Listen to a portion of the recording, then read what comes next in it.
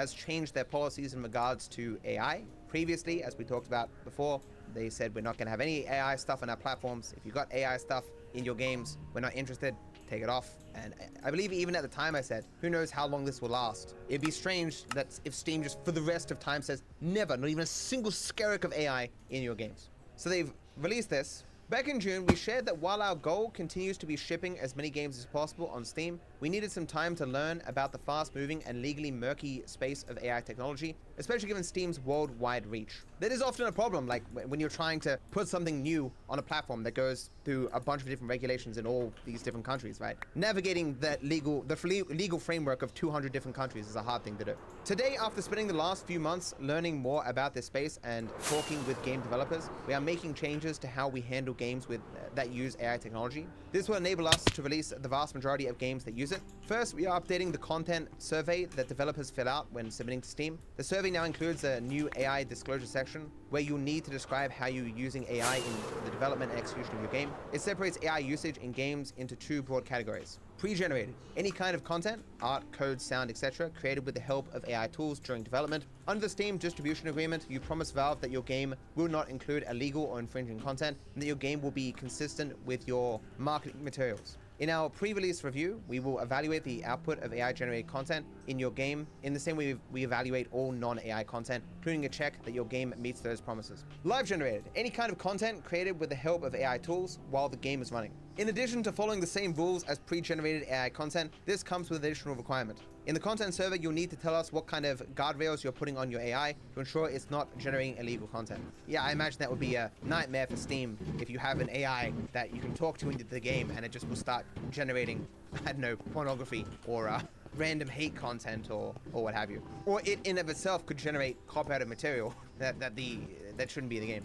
Valve will use this disclosure in our review of your game prior to release. We will also include much of your disclosure on the Steam store page for your game, so customers can also understand how the game uses AI. Second, we're releasing a new system on Steam that allows players to report illegal content inside games that includes live-generated AI content. Using the in-game overlay, players can easily submit a report when they encounter content that they believe should have been caught by appropriate guardrails on AI generation. Today's changes are the result of us improving our understanding of the landscape and risks in this space, as well as talking to game developers using AI and those building AI tools. This will allow us to be much more open to releasing games using AI technology on Steam. The only exception to this will be adult-only sexual content that is generated with live-generated AI. We are unable to release that type of content right now. And even there, they say right now they can't release this content, likely due to legal requirements for such content in some countries. It's taken us some time to figure this out, and we're sorry that has made it harder for some developers to make decisions around their games, but we don't feel like we serve our players or developer partners by rushing into decisions that have this much complexity.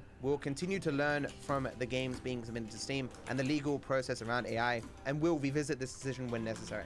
This in no way is a surprise to me. Steam has always come across as very hands-off, a very kind of libertarian, relaxed kind of company. They don't like having heavy-handed restrictions on, especially new technology, and like, especially given that like Valve was so interested in being on the forefront of new technologies, that being like with their handheld or their VR stuff and all that. Like clearly they would have an interest in AI. Where they would draw the line was always the question, not whether they would have it at all. And having just recently played Suck Up, that game where you play as a vampire and you have to speak into a microphone and convince little AI homeowners to let you in so you can suck their blood. It was a fun game. Didn't seem to really be hurting anyone. AI voice models, they can be trained based off anything really, and I think it's a very non-harmful kind of thing, especially in large part because that kind of content can only be made with AI. There's no way you can have voice actors say every single word under the sun and to have them dynamically respond to what people are saying without some sort of AI on the back end, right? There are clearly creative, innovative things you can do with this technology that aren't necessarily just, we're gonna steal a bunch of people's stuff and cut out people's jobs kind of thing, right? So I'm interested where they're gonna go with this and what kind of games are gonna come out and what kind of uproar there's gonna be. People on Twitter are in large part unhappy. Twitter in general seems to be very much so against this technology. It seems as though like people's perceptions have gone backwards and forwards month to month because it's obviously a cool technology, but as we've talked about before, the underpinning unethical nature of potentially stealing people's stuff to train these models. And the obvious reality that some people can lose their jobs in various different fields because of this technology puts a sour note to anything even mildly interesting that comes out of it. Unlike NFTs and potentially even crypto to a degree that were said, oh, we're going to revolutionize everything. AI obviously has practical usages for seemingly like every industry, and there's no stopping it, right? It's just a question of what is the impact going to be, and are people going to be treated fairly or, steamrolled for the sake of progress? Is this TikTok account trying to impersonate Stephen Ogg? So I got this message. There is a Trevor Phillips TikTok with 2.2 million followers that is pretending to be Stephen Oggs. It has videos with Stephen, but then there are videos that you would think he would never make. And what makes it even more suspicious is that Stephen doesn't want to be remembered as Trevor Phillips, so why would he have a TikTok named Trevor Phillips? And so it's this one. It's at @ZFlair, but its name is Trevor Phillips. But the tagline here says, just a guy keeping Stephen's and Trevor's name alive. Click to buy me a coffee. It has 2.2 million followers. I don't think this person's pretending to be Stephen, given what they've said here. It's entirely possible the person could run across this content and think it's the actual Stephen, don't get me wrong, but I don't think they're pretending to be the actor. The question is it fine for a person to make this kind of account? It is a fan account, and obviously Stephen isn't on TikTok, and you would assume that if Stephen was truly against this, surely he would have known about it by this point and could have asked for it to be taken down or something. But obviously that shouldn't be his responsibility. He shouldn't have to reach out and be like, hey, yo, don't make an account about me. This is the kind of stuff where you should get permission to do it. But you can understand how, as we often say, it's easier to ask for forgiveness than it is to ask for permission. It can also be very uncomfortable to reach out to a person and be like, hey man, can I run a TikTok or upload your content to TikTok or whatever? Sometimes what happens when an account like this is made, a person starts it with purely good intentions or what have you, where it's just like, oh, I'm just gonna upload a short or two or whatever, and it will just, maybe something happens, maybe it doesn't, and then it blows up to being this big, and where it becomes something of actual notice. The person didn't start uploading this stuff thinking, oh, I'm gonna have 2.2 million followers one day. It's entirely possible this was just a genuine guy who liked Stephen and Trevor and just wanted to make an account dedicated to him. This is stealing content in a way. At the same time, the line between theft and preservation is a difficult one to iron out, right? Archiving a lot of this sort of content does seem valid, but obviously a lot of this stuff would be new. So could you really call this an archive? Yeah, I'm not sure how I feel about this account, honestly. At the very least, it's at least not, as far as I'm aware, going directly against the wishes of Stephen. It's not like he said, I don't want a TikTok account. It's certainly not also competing with Stephen on the platform. If Stephen had his own TikTok and this existed, I'd be like, no, fuck off, get rid of it. Stephen will upload whatever the hell he wants to upload. I personally wouldn't want a person to make a Dark Viper AU account and pretend to be me, or to repost my stuff. As you say, I'm not a fan of that kind of stuff. I'm totally a fan of people taking my stuff and remaking it into cool stuff. That's not because I necessarily think that benefits me in a huge way, but because at that point you're deserving of the success that you bring yourself, because you're being creative. You are making your own stuff. You're creatively expressing yourself. And so if you become successful doing that, all power to you. You're not just reposting my stuff. You are making something new.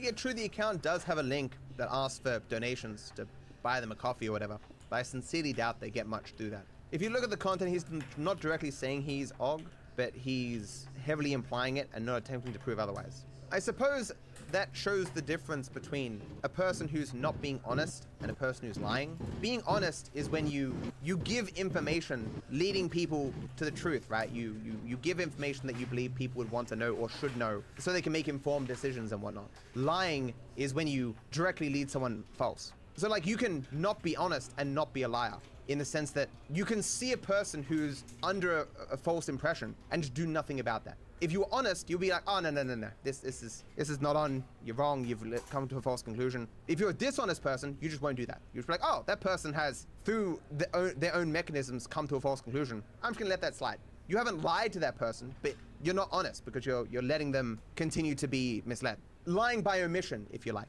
No, because even then, lying by omission implies that you have specifically left out information to influence a person to come to a wrong conclusion. If you have done nothing and a person just has come to that conclusion, you're still not lying by omission in that context, unless you can have some argument that this information should be more forthcoming in some capacity. I mean, you could make that argument in some context, but it's always important to remember that lying is not accidental. Lying is a specific intention to mislead a person. So like if you say something false and you believe it's true, you're not a liar for saying something's false. And so I would say it's pretty shady if this person is not being as forthcoming as they should be in regards to that this isn't actually Stephen Ogg. But then again, the is Zflare and it's called Trevor Phillips. And it does say in the description that it's just a guy keeping their names alive. It's not something, if you were looking for it, that you wouldn't immediately realize that this isn't Stephen. Although the person who sent this to me, even though I was aware of this account before, of course, they did suggest that this person was attempting to mislead people. I just don't know why he believes that. It doesn't look that way to me. But then again, if a person posts something, generally you assume that the person posting it is the person who owns the content. Unless there's something obvious that shows otherwise. Like these here will just be like personal messages. Trambolico 124. Quarries. What's up, Trambolico 124? How you going?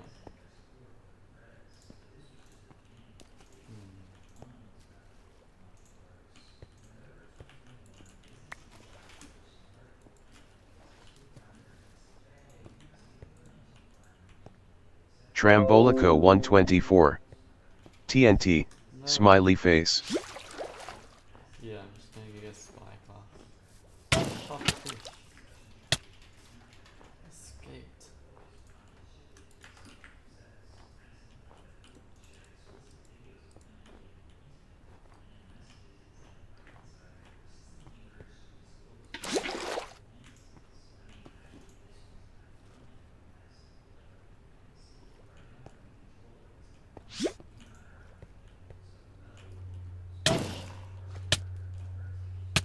Yeah.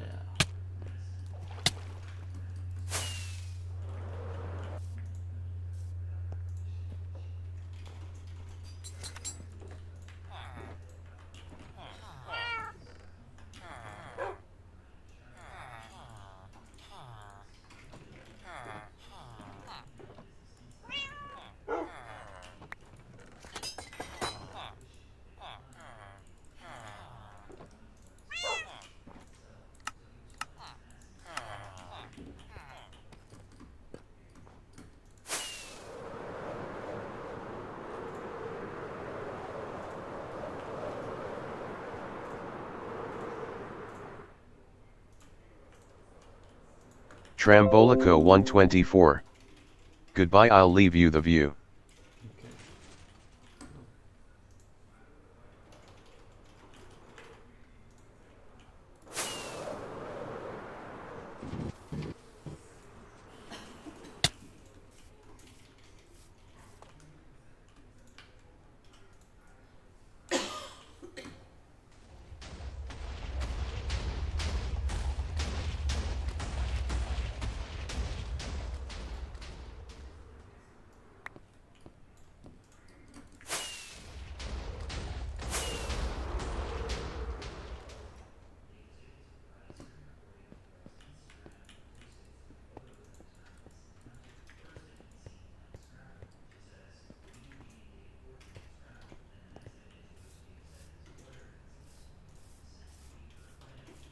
Trambolico 124.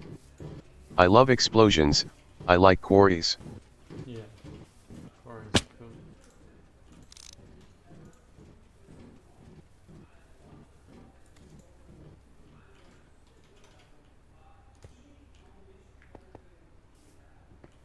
I'm gonna guess this is make your info well either, as you might have guessed.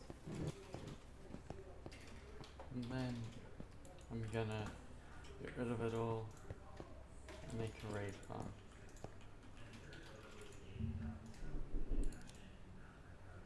Let me just remind myself which one.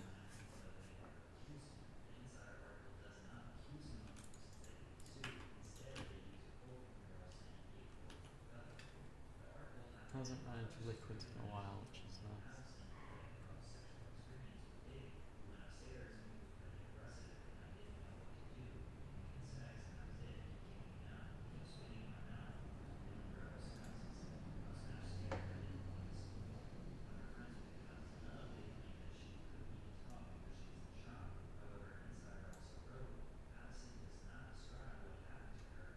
CCS Covenant, that's who it is.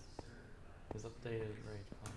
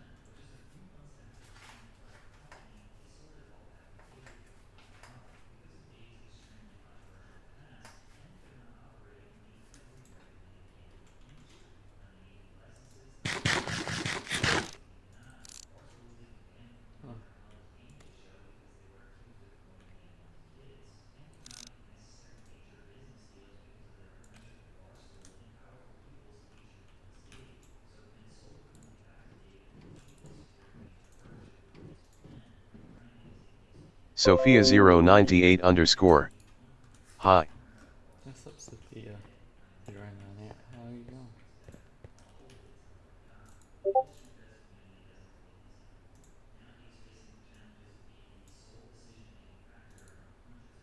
Sophia098 underscore. I am great. Sophia098 underscore. Where are you from? Australia.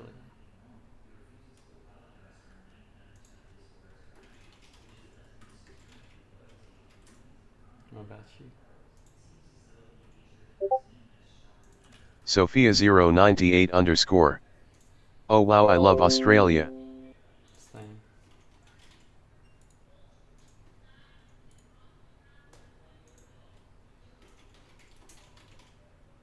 Sophia098 underscore. When did you started streaming? A year or two ago.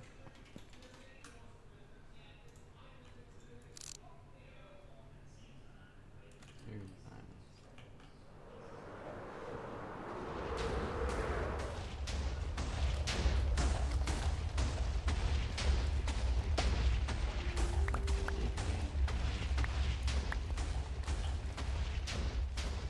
Sophia098 underscore. Well, so why didn't you have artwork?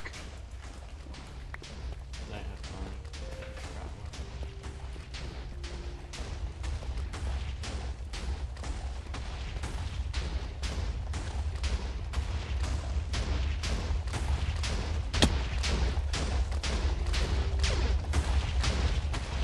Sophia098 underscore. Banner logo overlay. Burn. Cool.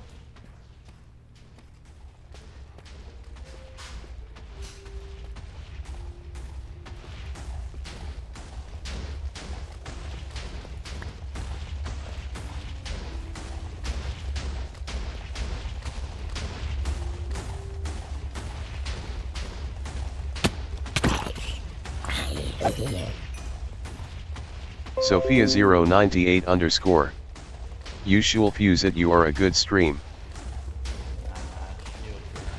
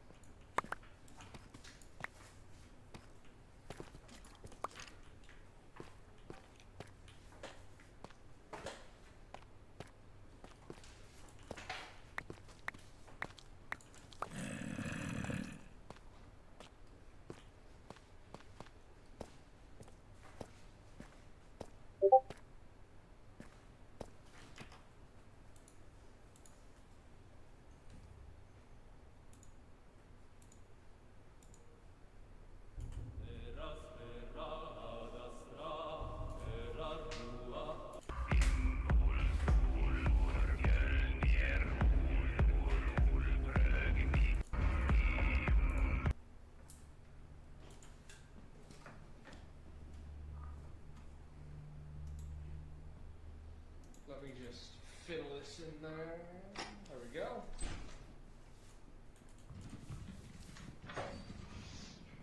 It's time to go. It's time to go. What? What? What?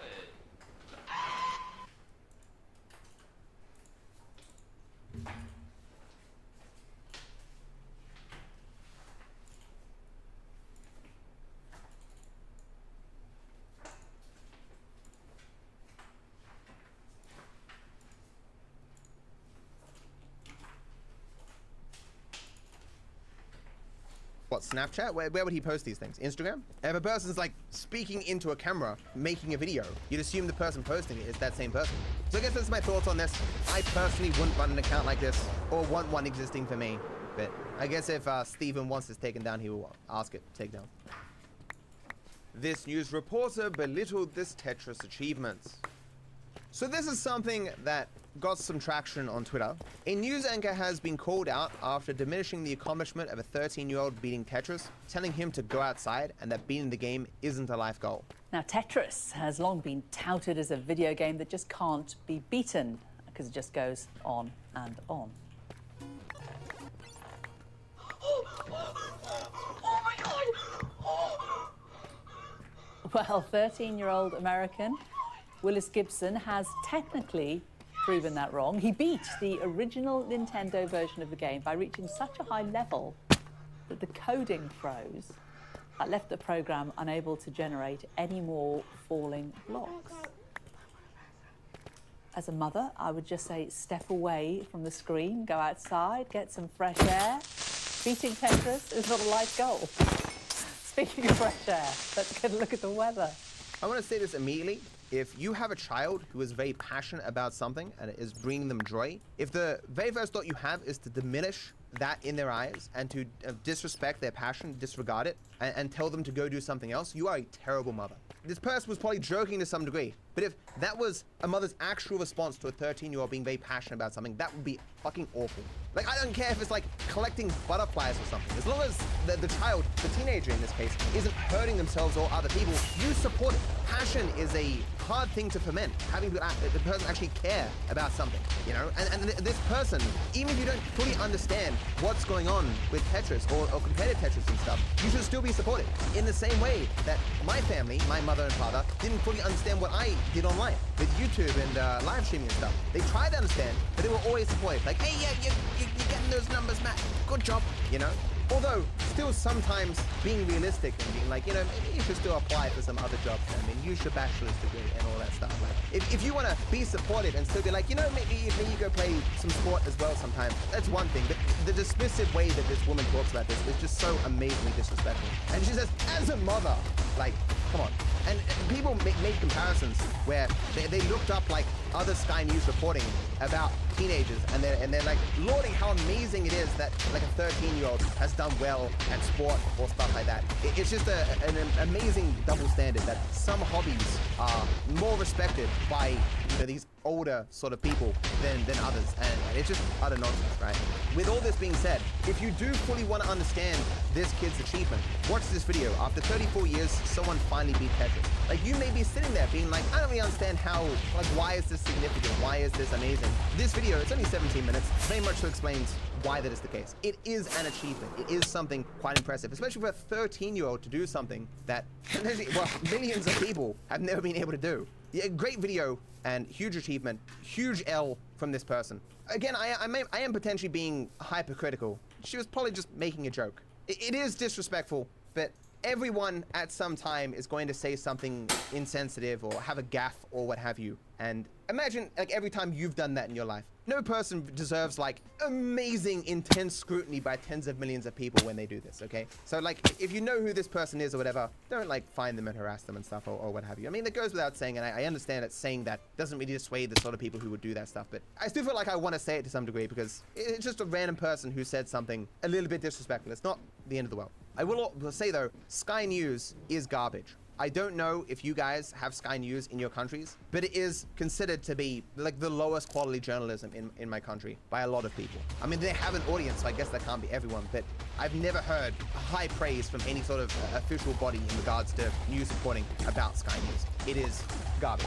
Like, if you told me the quote of what this woman said and asked me what publication would have said this, I'd have been like, that's Sky News, 100%. My computer had an insane amount of duplicate files.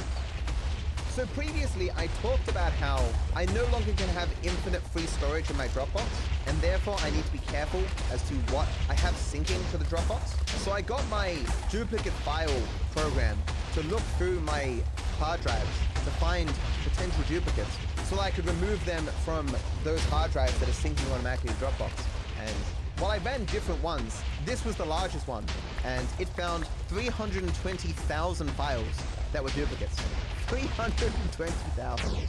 So half of that is the amount that was removed. How? Think of how many files there are in, say, GTA 5.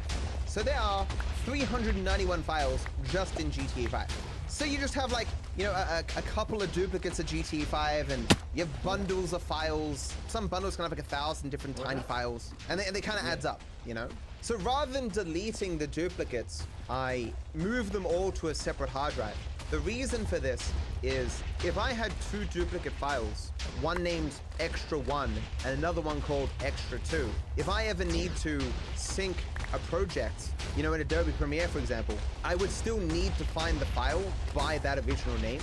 And so I'm keeping all the duplicates just in case that ever happens. Because Adobe Premiere would still know that file as Extra 2, irrespective if there's a duplicate file called Extra 1. The thing about blindly removing duplicates is that if you have two GTA mods, for example, with the exact same file, and you remove one because it's a duplicate and try to install the mod where the file was removed, the mod no longer works. The other mod will though. There are a few pitfalls when deleting duplicate files. Exactly. I moved out things that I knew there were duplicates of where I intentionally had duplicates. In fact, a lot of these I probably had intentionally duplicated for the sake of filing in various different circumstances. But I had no choice. I was running out of space. I had to move some stuff out to make space. But like, I moved out all my copies of GTA so they wouldn't break. I moved out like copies of clips that were being worked on that I sent people. Like, I didn't do this willy-nilly. I specifically had the right things looked at. And besides, this duplicate sorting is based on the content of the files as opposed to the names. So I'm not even sure in all cases that it would actually rip out GTA 5 files, for example, because they would have different dates and different file sizes and stuff. What's the capacity of this hard drive? 30 terabytes. This is one of the extra hard drives. I have a totality of like, yes, I have a 260 terabytes of space. These are the two that automatically sync to Dropbox. Okay, so there was 15 terabytes of duplicates, totaling 322,000 files. Like a bunch of images and endless different little files. And you got all these like files like that. Yeah. Like, you understand, if you make like one project with Adobe, for example, every single time you move in a file, it makes like peak files and, you know, because it generates the waveform and stuff. And like that, those files exist, you know, add up and stuff. Although, to be fair, I delete previews and peak files and stuff. Because obviously I don't need to keep those, because I can have them be generated. Long story short, I have a lot of files. Was the death of Johnny Cablitz in GTA 5 poorly handled? So I'm sure we've talked about this before, but Game Roll tweeted out, I may be stating the obvious here, but I hate how Rockstar killed off Johnny Cablitz in GTA 5. I think that it was a total disservice to the character, and is there purely just a shock factor. It's a very obvious and poorly executed attempt at establishing Trevor's craziness early on. I also think that the total change in his personality and attitude is completely unnecessary. What did you think of Trevor's introduction? Now, on one level, I do understand this criticism, in that I did play the Lost in the Dams DLC. I do think his personality as portrayed in GTA 5 was a little bit different, and people just explained that away by him getting involved in drugs. But I was pretty sure in GTA 4 that his whole thing was that he was against drugs, and he didn't like how his chick or whatever was deep into that stuff, right?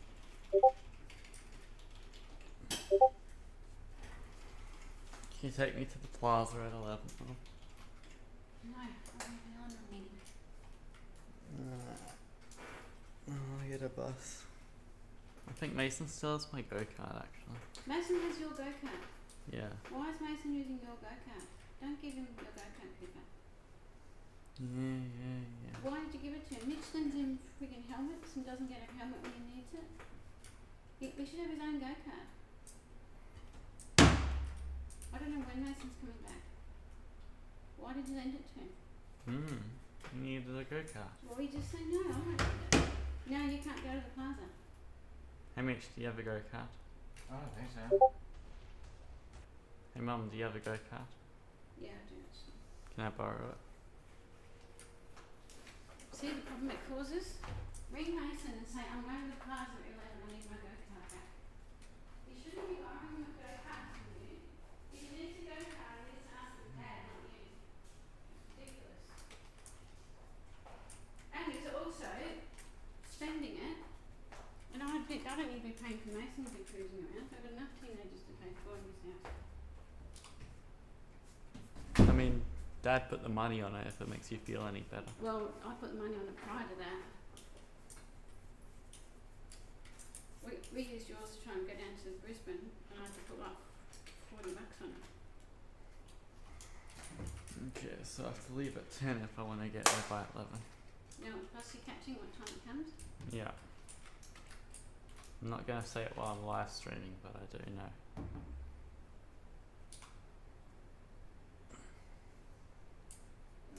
You shouldn't even say anything when you're live streaming. Cool.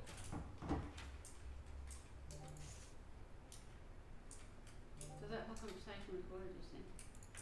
Yep.